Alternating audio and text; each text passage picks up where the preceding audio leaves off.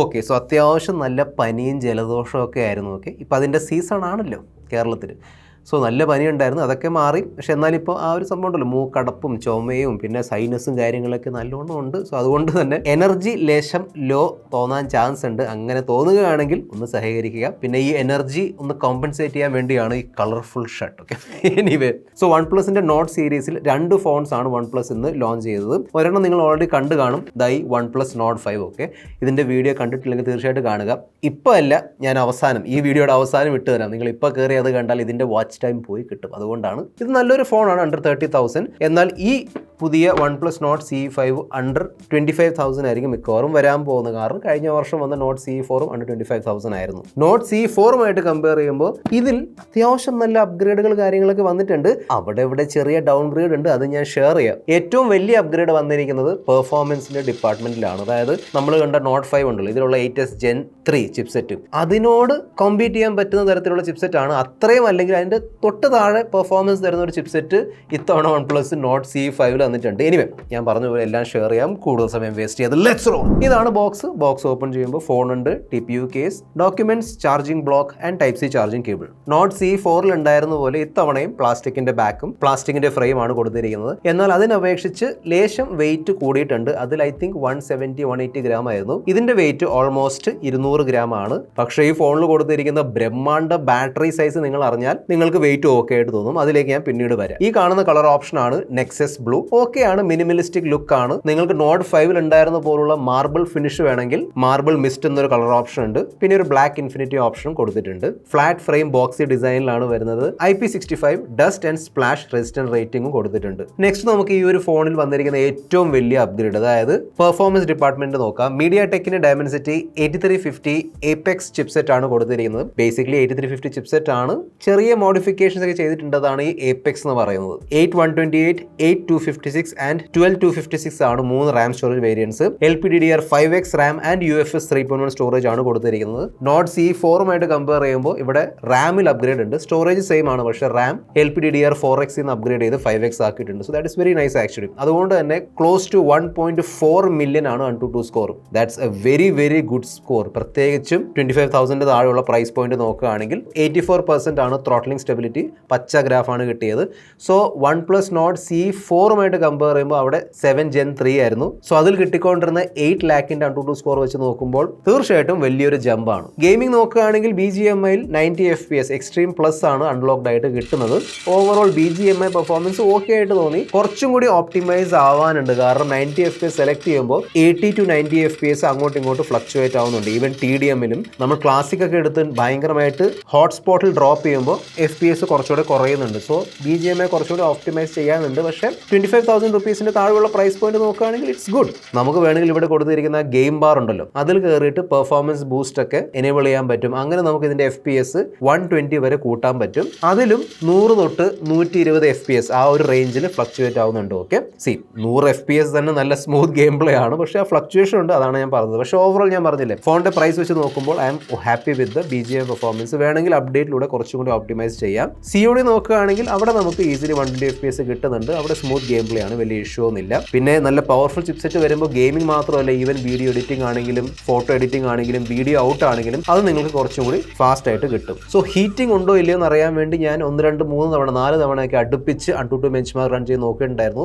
AC-ലല്ല run ചെയ്തത്. Okay, fan ഇട്ടിട്ടാണ് run ചെയ്തത്. മാക്സിമം 37-38 ഡിഗ്രി വരെ ഞാൻ കാണിച്ചു തരാം. മാക്സിമം 37-38 ഡിഗ്രി വരെ പോയുള്ളൂ. 40 ഡിഗ്രി ഒന്നും തൊടുന്നില്ല. സോ ഇതിൽ കൊടുത്തിരിക്കുന്ന cryo velocity vapour chamber cooling സംവിധാനം, പിന്നെ വൺ പ്ലസിന്റെ ഓപ്റ്റിമൈസേഷൻ ഒക്കെ നല്ലോണം തന്നെ വർക്ക് ആവുന്നുണ്ട്. സോ ഈ ഫോണിൽ ഹീറ്റിംഗ് ഒരു ഇഷ്യൂ ആയിട്ട് എനിക്ക് തോന്നിയില്ല. 6.77 ഇഞ്ച് സൈസ് ഉള്ള ഫുൾ HD+ AMOLED ഡിസ്പ്ലേ ആണ് വന്നിരിക്കുന്നത്. 120 Hz റിഫ്രഷ് റേറ്റ് സപ്പോർട്ട് ചെയ്യുന്നുണ്ട്. സ്മൂത്ത്നെസ് ഒക്കെ നല്ലതാണ്. ഫ്ലാറ്റ് ഡിസ്പ്ലേ ആണ്. പിന്നെ പ്രീ അപ്ലൈഡ് സ്ക്രീൻ പ്രൊട്ടക്ടറുമായാണ് വരുന്നത്. ഡിസ്പ്ലേ ക്വാളിറ്റി ഒക്കെ നല്ലതാണ്, വലിയ ഇഷ്യൂ ഒന്നുമില്ല. സ്ലിം ബെസൽസ് ആണ്. താഴെയുള്ള ബെസൽ ഉണ്ടല്ലോ, ചിൻ, അത് പൊടിക്ക് കൂടുതലാണ് ബാക്കി ബെസൽസ് വെച്ച് നോക്കുമ്പോൾ. Still it's A very good display. എന്നാൽ ഈ ഡിസ്പ്ലേക്ക് പ്രൊട്ടക്ഷൻ ഉണ്ടോ എന്ന് അറിയില്ല. ഓക്കെ, അതായത് പ്രീ അപ്ലൈഡ് സ്ക്രീൻ പ്രൊട്ടക്ഷൻ വരുന്നുണ്ട്, പക്ഷേ ബാക്കി ഗൊറില്ല ഗ്ലാസ് ആണോ എന്താണ് അതിനെക്കുറിച്ച് വൺ പ്ലസ് ഒന്നും പറഞ്ഞിട്ടില്ല. സോ എൻ്റെ സജഷൻ ആയിരിക്കും നല്ല ക്വാളിറ്റിയുള്ള സ്ക്രീൻ ഗാർഡ് ഇട്ട് ഉപയോഗിക്കുക. നല്ല ബ്രൈറ്റ് ഡിസ്പ്ലേ ആണ്. 1300 Hz HBM ബ്രൈറ്റ്നസ് തന്നിട്ടുണ്ട്. സോ ഔട്ട്ഡോർ ഇൻഡോർ നിങ്ങൾക്ക് എല്ലായിടത്തും വളരെ ഈസിലി ഈ ഡിസ്പ്ലേ യൂസ് ചെയ്യാൻ പറ്റും.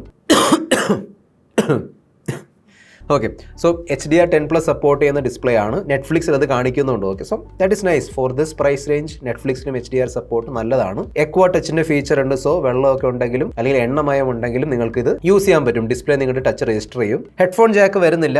ആൻഡ് ഒരു ഡൗൺഗ്രേഡ് വന്നിരിക്കുന്നത് സ്പീക്കറിലാണ്. കഴിഞ്ഞ വർഷം അല്ലെങ്കിൽ CE4ൽ ഡ്യുവൽ സ്റ്റീരിയോ സ്പീക്കേഴ്സ് ആയിരുന്നു.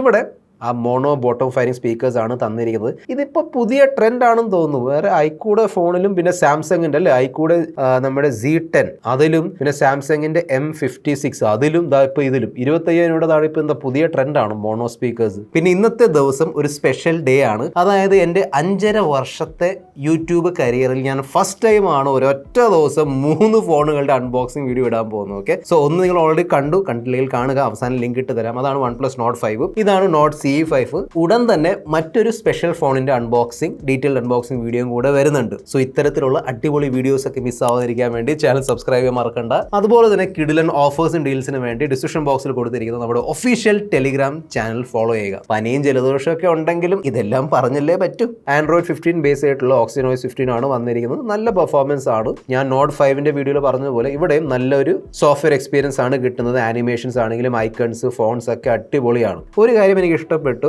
അതായത് Nord 5ൽ OnePlus 4 ഇയേഴ്സിന്റെ ആൻഡ്രോയിഡ് അപ്ഡേറ്റ് ആണ് പ്രോമിസ് ചെയ്തത്. എന്നാൽ അതിന്റെ താഴെയുള്ള പ്രൈസ് റേഞ്ചിൽ വരുന്ന ഈ Nord CE5ൽ OnePlus ആ സെയിം 4 ഇയേഴ്സ് ഓഫ് OS അപ്ഡേറ്റിന്റെ പ്രോമിസ് തന്നിട്ടുണ്ട്. That is actually very nice. Okay, പിന്നെ ഈ അപ്ഡേറ്റ് വരുമ്പോൾ ഗ്രീൻ ലൈൻ വരുമോ അങ്ങനത്തെ ഡൗട്ടൊക്കെ ഉണ്ടെങ്കിൽ ഇപ്പം അങ്ങനെ OnePlus ഫോൺസിൽ കുറവാണ്. സ്റ്റിൽ OnePlus ആ ഒരു സംഭവം ഉണ്ടല്ലോ, പ്രൊജക്ട് സ്റ്റാർലൈറ്റ്, അല്ലെങ്കിൽ അപ്ഡേറ്റ് കാരണം അല്ലെങ്കിൽ വെറുതെ ഇരിക്കുമ്പോൾ ഗ്രീൻ ലൈൻ എന്തെങ്കിലും വരികയാണെങ്കിൽ നിങ്ങൾക്ക് നിങ്ങളുടെ ഡിസ്പ്ലേ ഫ്രീ ആയിട്ട് OnePlus റീപ്ലേസ് ചെയ്ത് തരും. പിന്നെ Nord 5ൽ ഉണ്ടായിരുന്ന പോലെ ഇവിടെയും ഫോൺ പേ, ഫേസ്ബുക്ക്, ക്യാൻഡി ക്രഷ് ഒക്കെ വരുന്നുണ്ട്. സോ അതൊക്കെ ഡിലീറ്റ് ചെയ്യേണ്ടി വരും. അതുപോലെ തന്നെ ആപ്പ് മാർക്കറ്റ് ഡിസേബിൾ ചെയ്ത് വെച്ചേക്കുക, അല്ലെങ്കിൽ നോട്ടിഫിക്കേഷൻസ് ഇടയ്ക്കിടയ്ക്ക് വന്നുകൊണ്ടിരിക്കും. പിന്നെ ഫോട്ടോസും വീഡിയോസും ഓഡിയോ ഫയലും ഡോക്യുമെന്റ് മൂവീസ് ഒക്കെ ഒരു ഐഫോൺ അല്ലെങ്കിൽ മാക്കിലേക്ക് ട്രാൻസ്ഫർ ചെയ്യാൻ വേണ്ടി, അല്ലെങ്കിൽ അവിടെ നിന്ന് ഇങ്ങോട്ട് ട്രാൻസ്ഫർ ചെയ്യാൻ വേണ്ടിയുള്ള ട്രാൻസ്ഫർ ടു iOS അല്ലെങ്കിൽ macOSന്റെ ഫീച്ചർ കൊടുത്തിട്ടുണ്ട്. Nord 5ൽ ഉണ്ടായിരുന്ന ആ ഒരു സംഭവം ഉണ്ടല്ലോ, മൈൻഡ് സ്പേസ്, അതായത് അതിൽ ഈ ഒരു ബട്ടൺ ഉണ്ടായിരുന്നു, ഇവിടെ ആ ബട്ടൺ ഇല്ല. ഓക്കെ, സ്റ്റിൽ നമുക്ക് സെറ്റിംഗ്സിൽ കയറിയിട്ട് മൈൻഡ് സ്പേസ് എനേബിൾ ചെയ്തതിനു ശേഷം ഇങ്ങനെ 3 ഫിംഗർ സ്വൈപ്പ് അപ്പ് ചെയ്തിട്ട് മൈൻഡ് സ്പേസിന്റെ ഫീച്ചർ യൂസ് ചെയ്യാൻ പറ്റും. സോ അതും OnePlus ഇവിടെ തന്നിട്ടുണ്ട്. നല്ലോണം തന്നെ വർക്ക് ആവുന്നുണ്ട്. അതായത് ഇമ്പോർട്ടന്റ് കാര്യങ്ങളൊക്കെ സേവ് ചെയ്ത് വെക്കാൻ പറ്റും. ഏതെങ്കിലും ഈവന്റ് ആണെങ്കിൽ അതിന്റെ ഡേറ്റിന് വേണ്ടിയുള്ള പ്രോംപ്റ്റ് ഒക്കെ ഇങ്ങനെ കാണിച്ചു തരുന്നുണ്ട്. AI സെർച്ച് ഇവിടെ വരുന്നുണ്ട്. That is nice. സോ നിങ്ങൾക്ക് ഓവറോൾ സെർച്ച് ചെയ്യാൻ പറ്റും. അതിനോടൊപ്പം തന്നെ നോട്ട്സ് ആപ്ലിക്കേഷനിൽ എന്തെങ്കിലും എഴുതി വെച്ചിട്ടുണ്ട്, അല്ലെങ്കിൽ നിങ്ങളുടെ ഈ ഫോണിൽ ഏതെങ്കിലും ഡോക്യുമെന്റും PDF ഒക്കെ ഉണ്ടെങ്കിൽ അതിന്റെ ഉള്ളിൽ കയറിയിട്ട് നിങ്ങൾക്ക് സെർച്ച് ചെയ്യാൻ പറ്റും. നല്ലോണം തന്നെ വർക്ക് ആവുന്നുണ്ട്. AI കോൾ അസിസ്റ്റന്റിന്റെ ഫീച്ചറും ഇവിടെ സപ്പോർട്ട് ചെയ്യുന്നുണ്ട്. ട്രാൻസ്ലേറ്റ് ചെയ്യാം, ഈവൻ അതിന്റെ സമ്മറിയും സേവ് ചെയ്ത് വെക്കാൻ പറ്റും. പിന്നെ സ്മാർട്ട് സൈഡ് ബാർ ഉണ്ടല്ലോ, അവിടെ നിന്ന് നമുക്ക് വേണമെങ്കിൽ AI ട്രാൻസ്ലേഷൻ ആക്ടിവേറ്റ് ചെയ്യാൻ പറ്റും. അതുപോലെ തന്നെ ഒരു യൂട്യൂബ് വീഡിയോയിൽ പറഞ്ഞുകൊണ്ടിരിക്കുന്ന കാര്യം നിങ്ങൾക്ക് ട്രാൻസ്ലേറ്റ് ചെയ്ത് കിട്ടണം, അല്ലെങ്കിൽ അതിൻ്റെ ഒരു സമ്മറി വേണം എന്നുണ്ടെങ്കിൽ നിങ്ങൾക്ക് ഈ കാണുന്ന AI വോയിസ് സ്ക്രൈബിന്റെ ഫീച്ചർ യൂസ് ചെയ്യാൻ പറ്റും. ഈവൻ വാട്സാപ്പ് വീഡിയോ കോൾസ് അല്ലെങ്കിൽ ടീം മീറ്റിംഗ്സ്, ഗൂഗിൾ മീറ്റ്, ഇവിടെയൊക്കെ നിങ്ങൾക്ക് ഈ ഒരു AI വോയിസ് സ്ക്രൈബിന്റെ ഫീച്ചർ യൂസ് ചെയ്യാൻ പറ്റും. പിന്നെ നോർമലി OnePlusന്റെ നോട്ട്സ് ആപ്ലിക്കേഷനിൽ വരുന്ന ആ ഒരു AI ടെക്സ്റ്റ് എഡിറ്റർ ഫീച്ചർ ഒക്കെ ഉണ്ടല്ലോ, അതെല്ലാം OnePlus ഇവിടെയും കൊടുത്തിട്ടുണ്ട്. അതുപോലെ തന്നെ ഗൂഗിൾ ജെമിനി ആണെങ്കിലും സർക്കിൾ ടു സെർച്ച് ആണെങ്കിലും എല്ലാം ഇവിടെ വരുന്നുണ്ട്. നെക്സ്റ്റ് ആണ് ഈ ഫോണിൽ വന്നിരിക്കുന്ന അടുത്ത മേജർ അപ്ഗ്രേഡ്. സോ നിങ്ങളുടെ പ്രയോറിറ്റി അനുസരിച്ചിരിക്കും. നിങ്ങളുടെ പ്രയോറിറ്റി പെർഫോമൻസ് ആണെങ്കിൽ ചിപ്സെറ്റ് അപ്ഗ്രേഡ് ആയിരിക്കും നിങ്ങൾക്ക് ഏറ്റവും വലിയ അപ്ഗ്രേഡ്. അതല്ല, നിങ്ങളുടെ മെയിൻ ഉദ്ദേശം ബാറ്ററി ബാക്കപ്പ്, നിങ്ങൾക്ക് നീണ്ട ബാറ്ററി ബാക്കപ്പ് വേണമെങ്കിൽ ഇതായിരിക്കും നിങ്ങൾക്ക് ഇഷ്ടപ്പെടുന്ന അപ്ഗ്രേഡ്. അതായത് 7100 mAh ബ്രഹ്മാണ്ഡ ബാറ്ററിയാണ് തന്നിരിക്കുന്നത്. ഓക്കെ,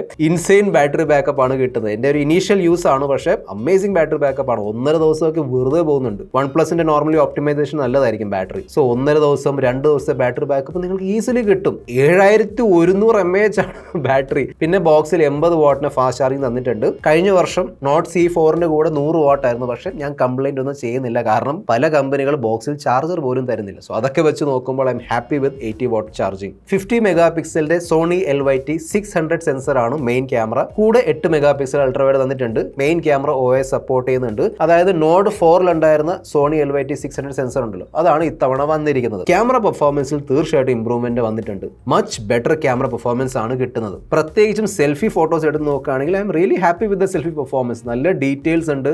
ചെറിയൊരു റെഡ് ടിന്റ് ഉണ്ട്, അത് നോർമലി OnePlusന്റെ ഫോൺസിൽ വരാറുണ്ട്. പക്ഷെ ഓവറോൾ നോക്കുകയാണെങ്കിൽ സെൽഫി ക്യാമറ പെർഫോമൻസിൽ ഞാൻ ഹാപ്പിയാണ് ആക്ച്വലി. മെയിൻ ക്യാമറ പെർഫോമൻസ് നോക്കുകയാണെങ്കിൽ HDR പ്രോസസിംഗ് ഒക്കെ നല്ലോണം ചെയ്യുന്നുണ്ട്. വലിയ ഇഷ്യൂ ഒന്നുമില്ല. കളേഴ്സ് ഒക്കെ ഭയങ്കരമായിട്ട് ഓവറായിട്ട് ബൂസ്റ്റ് ഒന്നും ചെയ്യുന്നില്ല. ചെറിയൊരു വാം ടോൺ ഉണ്ട്. പ്രത്യേകിച്ച് നമ്മൾ ഈ പൂക്കളുടെയും ചെടികളുടെ ഫോട്ടോസ് ഒക്കെ എടുക്കുമ്പോൾ ചെറിയൊരു വാം ടോൺ കാണാൻ പറ്റുന്നുണ്ട്. പക്ഷേ എനിക്ക് ഭയങ്കരമായിട്ട് ഇഷ്ടപ്പെട്ടത് സ്കിൻ ടോൺ പ്രോസസ്സിംഗ് ആണ്. അതിൽ നല്ല ഇമ്പ്രൂവ്മെന്റ് ഉണ്ട്. സോ 1x 2x നമുക്ക് മെയിൻ ഫോട്ടോസും പോർട്രേറ്റ് ഫോട്ടോസ് എടുക്കാൻ പറ്റും. ടെലിഫോട്ടോ ക്യാമറ ഒന്നും ഇല്ല, മെയിൻ ക്യാമറ വെച്ചാണ് എടുക്കുന്നത്. പക്ഷേ ഐ ലൈക്ക് ദ പ്രോസസ്സിംഗ്, പ്രത്യേകിച്ച് ഫോണിന്റെ പ്രൈസ് വെച്ച് നോക്കുമ്പോൾ. ഓവറായിട്ട് ഒന്നും ബൂസ്റ്റ് ചെയ്യുന്നില്ല. യെസ്, പോർട്രേറ്റ് ഫോട്ടോസിൽ ചെറിയൊരു സ്കിൻ സ്മൂത്തനിങ് ഉണ്ട്, but I like it. Ultrawide camera പിന്നെ ഞാൻ എടുത്ത് പറയണ്ടല്ലോ, 8 മെഗാ പിക്സൽ അൾട്രാവൈഡ് ക്യാമറയാണ്. സോ ആ ഒരു ഡീറ്റെയിൽസ് കാര്യങ്ങളൊക്കെ പ്രതീക്ഷിച്ചാൽ മതി. ഫോണിന്റെ പ്രൈസ് വെച്ച് നോക്കുമ്പോൾ ഇറ്റ്സ് ഓക്കെ. കളറൊക്കെ ഡീസെന്റ് ആയ രീതിയിൽ മെയിൻറ്റെയിൻ ചെയ്യുന്നുണ്ട് അൾട്രാവൈഡ് ഫോട്ടോസിൽ.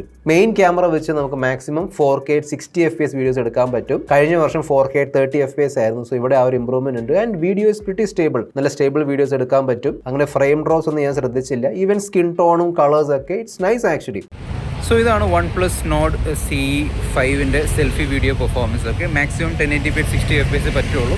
ഇത് 1080p 60 FPS ആണ്. സ്റ്റെബിലൈസേഷൻ ഒക്കെ ഉണ്ട്. സോ വലിയ കണ്ടില്ലേ, കുലുക്കമില്ലാത്ത വീഡിയോസ് ഷൂട്ട് ചെയ്യാൻ പറ്റും. ക്വാളിറ്റിയൊക്കെ ഡീസൻ്റ് ആയിട്ടാണ് തോന്നുന്നത്. അങ്ങനെ വലിയ ഇഷ്യൂ ഒന്നുമില്ല. ചെറിയൊരു റെഡ് ടിൻ്റ് ഉണ്ടെന്ന് തോന്നുന്നു, ചെറുതായിട്ട് സ്കിൻ. പക്ഷേ ഇറ്റ്സ് ഓക്കെ, ഇറ്റ്സ് ഫൈൻ. തലയുടെ ബാക്ക് ലൈറ്റ് ഉണ്ടെങ്കിലും നമ്മുടെ ഫേസ് ഒക്കെ ക്ലിയർ ആണ്.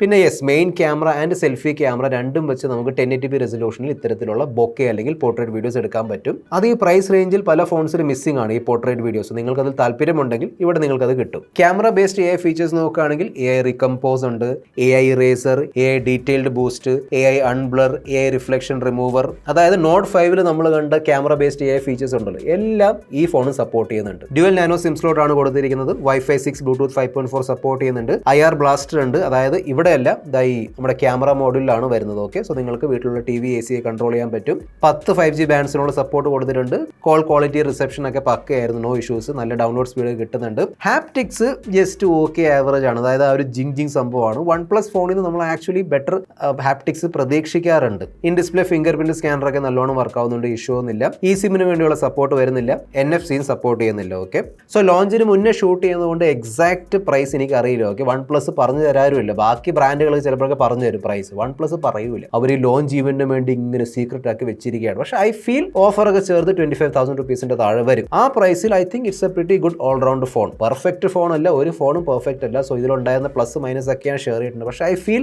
നിങ്ങളൊരു OnePlusന്റെ ഫോൺ അല്ലെങ്കിൽ നല്ല സോഫ്റ്റ്വെയർ എക്സ്പീരിയൻസ് 25,000 rupees താഴെ OnePlusന്റെ ഓക്സിജൻ OSലുള്ള നല്ല സോഫ്റ്റ്വെയർ എക്സ്പീരിയൻസ് നിങ്ങൾ നോക്കുന്നുണ്ടെങ്കിൽ തീർച്ചയായിട്ടും നിങ്ങൾക്ക് OnePlus Nord CE5 നോക്കാം. ആക്ച്വലി OnePlus Nord 5ന്റെ വീഡിയോയുടെ ലിങ്ക് ഞാൻ ഇവിടെ ഇട്ട് തരാം. സോ അതൊന്ന് കണ്ടു നോക്കുക. എന്നിട്ട് നിങ്ങളുടെ പ്രയോറിറ്റി എന്താണ് അതനുസരിച്ച് നിങ്ങൾക്ക് ഡിസൈഡ് ചെയ്യാം. Okay, this is your friend mister perfect signing off. By.